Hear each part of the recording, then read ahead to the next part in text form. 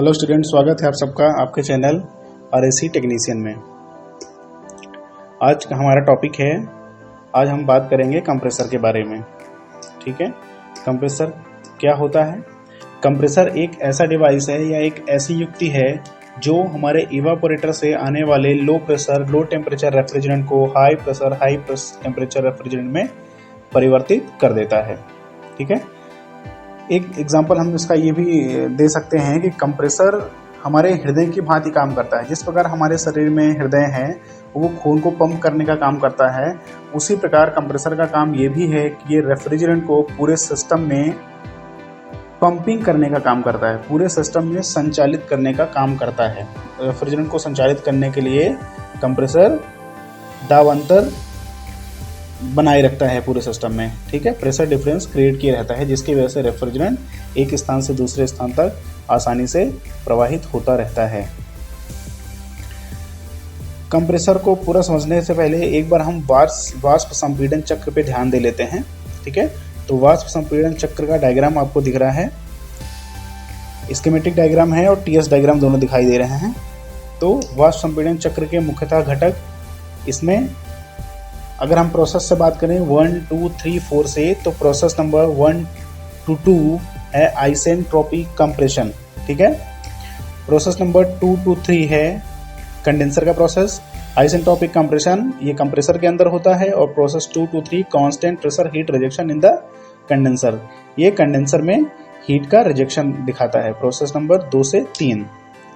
Process 3 to 4 ये दिखाता है थ्रॉटलिंग प्रोसेस या एक्सपेंशन प्रोसेस। ठीक है, इसके बाद प्रोसेस नंबर 4 to 1 है constant pressure heat addition in the evaporator. Evaporator में क्या होता है, रेफ्रिजरेटेड स्पेस से ऊष्मा ग्रहण करके गर्म हो जाता है। तो इस प्रकार से हमारे रेफ्रिजरेंट में हीट का एडिशन होता है प्रोसेस नंबर 4 to 1 में।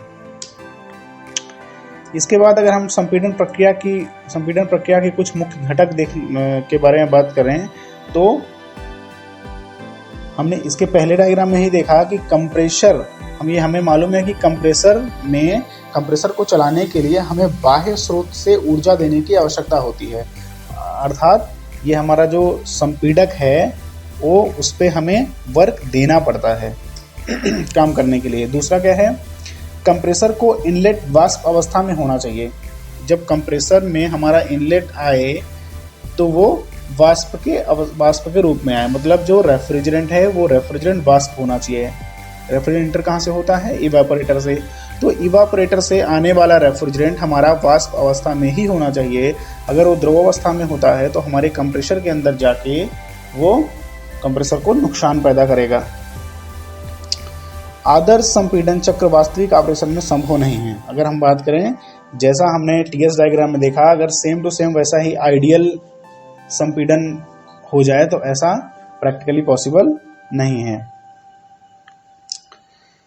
इसके बाद आता है कंप्रेसर का वर्गीकरण, क्लासिफिकेशन ऑफ द कंप्रेसर्स। तो कंप्रेसर का क्लासिफिकेशन करने के लिए 4 तरीके हैं। पहला, method of compression. Compressor gas को कंप्रेस करने के लिए जिस विधि का उपयोग करता है उस विधि के आधार पे 3 प्रकार के कंप्रेसर बांटे गए। पहला है रेसिप्रोकेटिंग या प्रत्यागामी संपीड़क, दूसरा है रोटरी कंप्रेसर या घूर्णी संपीड़क, और तीसरा है सेंट्रीफ्यूगल कंप्रेसर या अभिकेंद्री संपीड़क।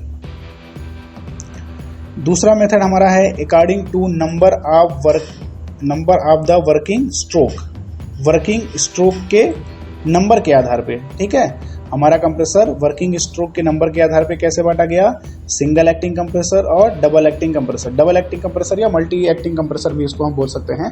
तो अगर हमारा कंप्रेशन प्रोसेस एक ही स्टेज में पूरा हो जा रहा है, एक बार इनलेट हुआ और तो उसके बाद कंप्रेस हुआ और आउटलेट हुआ, तो ये इसको हम कहेंगे सिंगल एक्टिंग कंप्रेसर। लेकिन अगर वही प्रोसेस हमारा 2 बार या 3 बार या कई बार में हो रहा है, एक जगह से एक सिलेंडर में इनलेट हो रहा है, वहाँ से कंप्रेस होकर आउटलेट हो रहा है, फिर दूसरे सिलेंडर में इनलेट हो रहा है, फिर वहाँ से आउटलेट हो रहा है, तो ऐसे प्रोसेस को हम कहेंगे डबल एक्टिंग कंप्रेसर, या उससे ज़्यादा होता है तो मल्टी एक्टिंग कंप्रेसर। तीसरा प्रोसेस हमारा है, तीसरा मेथड हमारा है डिवाइडेशन का, according to method of drive employed. ठीक है, तो कंप्रेसर को चलाने के लिए जिस ड्राइव का इस्तेमाल करते हैं, जिस प्राइम मूवर का इस्तेमाल करते हैं, उसके आधार पे कंप्रेसर को बांटा गया है। पहला है डायरेक्ट ड्राइव कंप्रेसर और दूसरा है बेल्ट ड्राइव कंप्रेसर। अगर कंप्रेसर को हम मोटर और कंप्रेसर को हम बेल्ट द्वारा जोड़े हुए हैं तो कहलाएगा बेल्ट ड्राइव कंप्रेसर। अगर डायरेक्टली पुली के माध्यम से या डायरेक्ट कंप्रेसर को जोड़ा गया है तो हम कहेंगे डायरेक्ट ड्राइव कंप्रेसर। इसके बाद चौथा आता है according to the location of prime mover. जो प्राइम मूवर है कंप्रेसर को रन कराने वाला, कंप्रेसर को चलाने वाला, उसकी लोकेशन के आधार पे, ठीक है, उसकी स्थिति के आधार पे।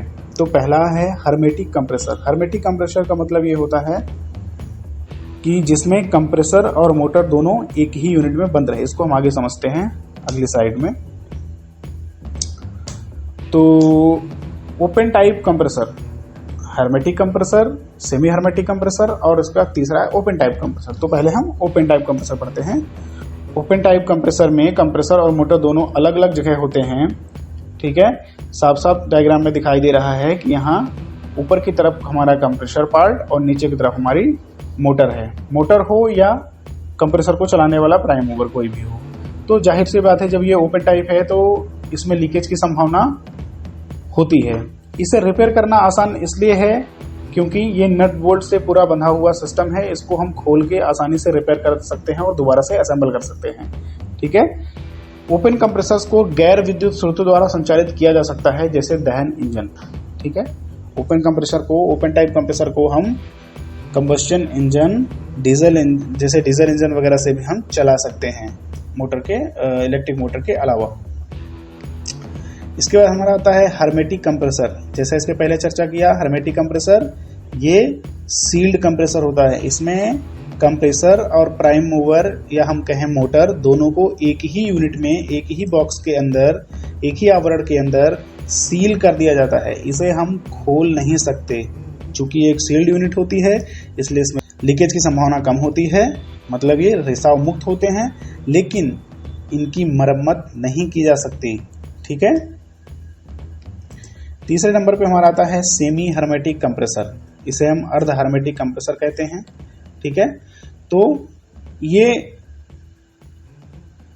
हर्मेटिकली सील्ड भी नहीं है और ओपन टाइप भी नहीं है, ठीक है।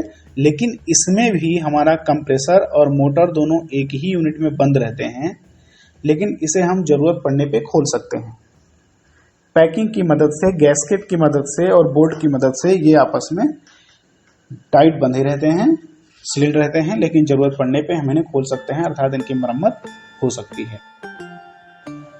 इसके बाद ये एक चीज बहुत इंपॉर्टेंट है जो आगे हर कंप्रेसर में कहीं ना कहीं ये उपयोग में आएगा, सकारात्मक विस्थापन और नकारात्मक विस्थापन, positive displacement and non positive displacement.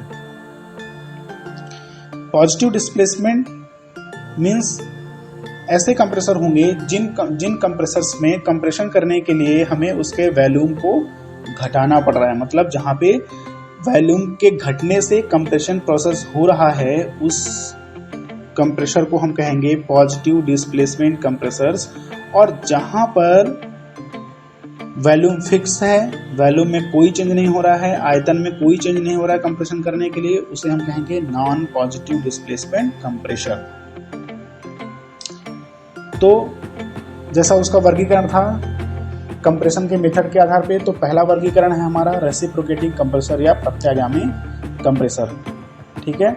प्रत्यागामी compressor जैसा इसका नाम से हमें आभास होता है प्रति आगामी, तो इसमें हम यूज करते हैं एक सिलेंडर, मतलब सिलेंडर और पिस्टन का। तो पिस्टन इसमें प्रत्यागामी गति करता है। प्रत्यागामी इसका नाम इसलिए पड़ा क्योंकि पिस्टन जो इसका है वो प्रत्यागामी गति करता है, मतलब एक ही स्थान पे आता जाता है, ठीक है। डायग्राम से समझ लेते हैं। ये हमारा है प्रत्यागामी कंप्रेसर। प्रत्यागामी कंप्रेसर के मेन पार्ट्स हैं, ये हमारा सिलेंडर, यहाँ ये सिलेंडर है पूरा, ये है पिस्टन, यहाँ पे है क्रैंक, इसको बोलते हैं क्रैंक, जो पिस्टन को ड्राइव करती है, पिस्टन को पावर देती है, मूव कराती है। तो क्रैंक और पिस्टन दोनों को कनेक्ट करने वाली ये जो रॉड है इसको हम कहते हैं कनेक्टिंग रॉड। यहाँ पे है डिस्चार्ज पोर्ट, ये है डिस्चार्ज वाल्व और ये इनलेट वाल्व, यहाँ पे है सक्शन पोर्ट, ठीक है। अब इसकी वर्किंग देख लें। प्रत्यागामी गति क्या है? पिस्टन इसमें ऊपर नीचे, पिस्टन कैसे गति करता है? सिलेंडर के टॉप तक जाएगा, फिर सिलेंडर के बॉटम तक आएगा, ठीक है। ये ऊपर नीचे इसमें गति करता रहेगा। इसी गति को हम कहते हैं प्रत्यागामी या रेसिप्रोकेटिंग मोशन। क्या होता है, जब पिस्टन ऊपर से नीचे की तरफ आता है, ऊपर से जब नीचे की तरफ आता है तो सिलेंडर के अंदर वैक्यूम क्रिएट होता है, जिससे हमारी गैस या हम कहें रेफ्रिजरेंट इसमें इंटर होता है, रेफ्रिजरेंट इसके अंदर आता है, ठीक है। और जब ये पिस्टन नीचे से ऊपर की ओर जाता है तो इस हमारे पूरे सिलेंडर का वॉल्यूम, जब ये यहाँ तक पिस्टन आ जाता है तो सिलेंडर का वॉल्यूम कम होता है। सिलेंडर का वॉल्यूम कम होने से इस जो गैस, भरी हुई गैस है, वो संपीड़ित होती है और इस गैस का दाब बढ़ता है, प्रेशर बढ़ता है, जिससे हमारा डिस्चार्ज वाल्व खुल जाता है। डिस्चार्ज वाल्व खुलने से हमारा संपीड़ित गैस या कंप्रेस्ड गैस डिस्चार्ज वाल्व के माध्यम से बाहर निकल जाती है। तो पता चल गया हमें कि प्रत्यागामी कंप्रेसर जो है वो पिस्टन और सिलेंडर के सिद्धांत पे काम करता है। इसमें पिस्टन है जिसको क्रैंक के द्वारा ड्राइव किया जाता है, जो प्रत्यागामी गति करता है और उसी गति के कारण इसमें कंप्रेशन होता है। तो चूंकि यहाँ पे वॉल्यूम कम हो रहा है, वॉल्यूम कम होने से कंप्रेशन हो रहा है, इसलिए हम इसे कहेंगे सकारात्मक विस्थापन कंप्रेसर, ठीक है। इन कंप्रेसर्स में हम ammonia refrigerant R12, R22, R40 या हम R40 मिथाइल क्लोराइड का इस्तेमाल करते हैं। अगर हम बात करें अनुप्रयोग की प्रत्यागामी कंप्रेसर के, तो इनका तेल शोधन मतलब ऑयल रिफाइनरीज में, गैस पाइपलाइंस में, केमिकल संयंत्रों में और रेफ्रिजरेशन संयंत्रों में उपयोग किया जाता है। इनकी कैपेसिटी 1 से 50 हार्स पावर तक उपलब्ध होती है। यह ओपन टाइप, सेमी हर्मेटिक या पूरी तरह से हर्मेटिक हो सकते हैं। अच्छा, एक बात यहाँ पे क्लियर कर दें कि बहुत सारे स्टूडेंट्स को ये इस बात की दिक्कत रहती है कि सेमी हर्मेटिक, हर्मेटिक ये कोई कंप्रेसर है, तो ये कोई कंप्रेसर नहीं होता है। हर्मेटिक, सेमी हर्मेटिक या ओपन टाइप इन कंप्रेसर्स के ही रूप हैं, ठीक है। अगर कोई हमारा रेसिप्रोकेटिंग कंप्रेसर ओपन है, उसमें अगर मोटर अलग है, कंप्रेसर अलग है, तो उसे हम कहेंगे ओपन टाइप कंप्रेसर। अगर उसी रेसिप्रोकेटिंग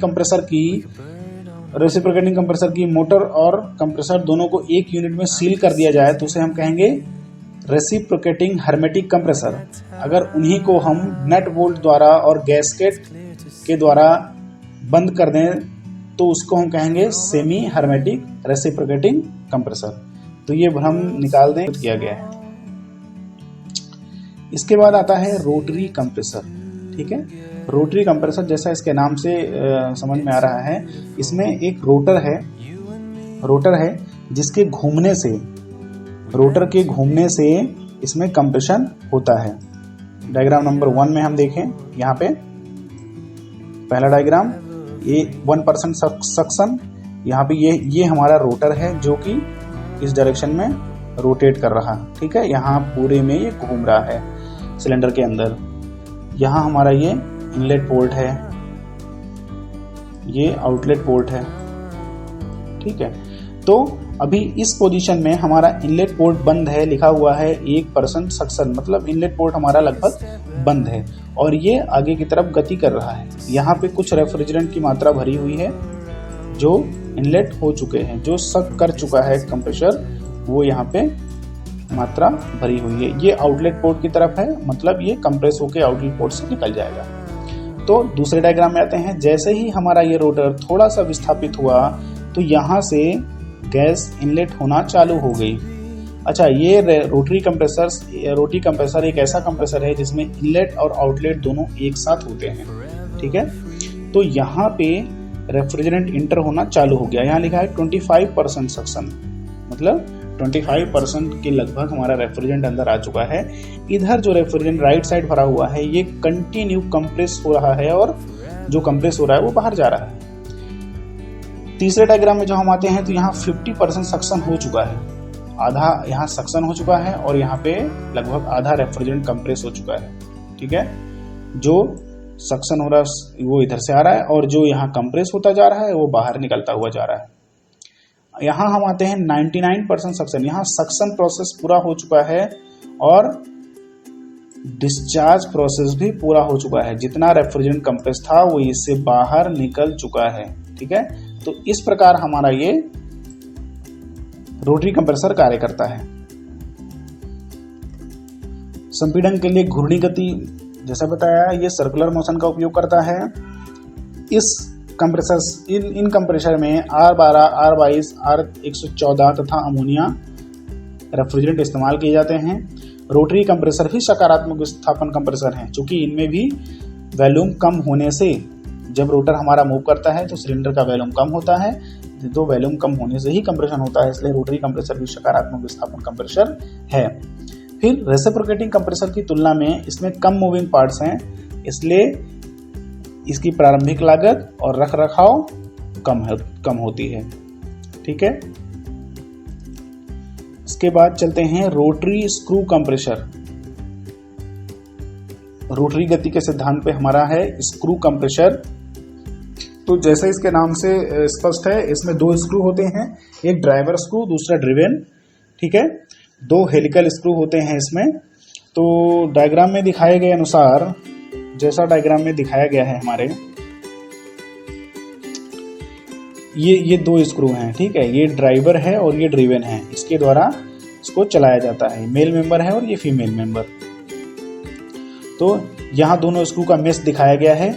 जब सक्शन से हम रेफ्रिजरेंट को इंटर कराते हैं तो गैस जो है इन के बीच में, जब ये भी यहाँ पे टिका हुआ है, जब ये जाके ये वाला यहाँ पे मिस करेगा तो इनके बीच में जो जगह बचेगी उसमें रेफ्रिजरेंट हमारा भर जाता है। और ऐसे ही जब ये आगे लगातार चलते रहते हैं तो रेफ्रिजरेंट आगे निकलते कंप्रेस आगे जाते रहते कंप्रेस होते, तो सक्शन से रेफ्रिजरेंट एंटर करता है इनके बीच में, और इसी में घूमता घूमता रेफ्रिजरेंट हमारा कंप्रेस हो जाता है और डिस्चार्ज पोर्ट से बाहर निकल जाता है। ठीक है, तो स्क्रू के मेश से, स्क्रू जब चलते हैं तो उनके मेश से, उनके परस्पर संयोग से, परस्पर संपर्क में आने से रेफ्रिजरेंट हमारा कंप्रेस होता जाता है। इस प्रकार हमारा स्क्रू कंप्रेसर कार्य करता है। जैसा चित्र में दिखाया गया है, इसमें रेफ्रिजरेंट की एंट्री बीच से होती है और रेफ्रिजरेंट का डिस्चार्ज यहाँ से होता है। ठीक है, यहाँ ये डायग्राम में लिखा हुआ है इम्पेलर। इम्पेलर एक पार्ट होता है जो घूर्णन गति करता है, जिसके घूर्णन के कारण हमारा रेफ्रिजरेंट हाई स्पीड में घूमता है।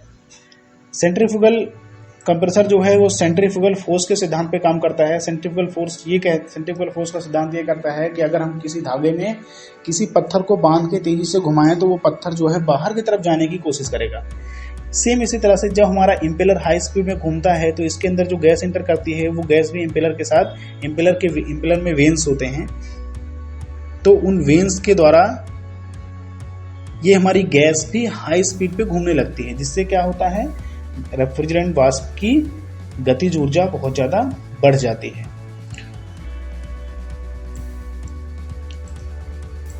और जब ये रेफ्रिजरेंट वाष्प की गतिज ऊर्जा बहुत ज्यादा बढ़ जाती है और जब ये रेफ्रिजरेंट डिफ्यूजर के पास जाते हैं तो इनकी गतिज ऊर्जा जो है वो प्रेशर के रूप में कन्वर्ट हो जाती है। ठीक है, जैसे जैसे इम्पेलर घूमते हैं वे इनलेट वेन के माध्यम से रेफ्रिजरेंट को बल देते हैं।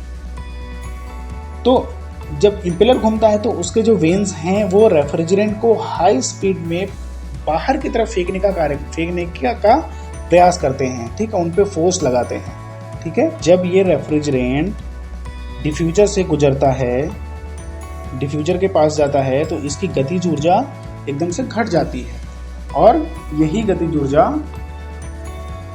दाब ऊर्जा में परिवर्तित हो जाती है।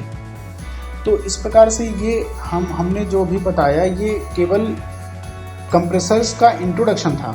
ठीक है, जो रेफ्रिजरेंट कंप्रेसर हैं उनका एक इंट्रोडक्शन था, ये पूरा नहीं है। अगर हम पूरा वीडियो बनाएंगे तो वीडियो बहुत लंबा हो जाएगा, इसलिए सारे कंप्रेसर्स का इंडिविजुअल वीडियो हम बनाएंगे। अभी के लिए इतना ही, धन्यवाद।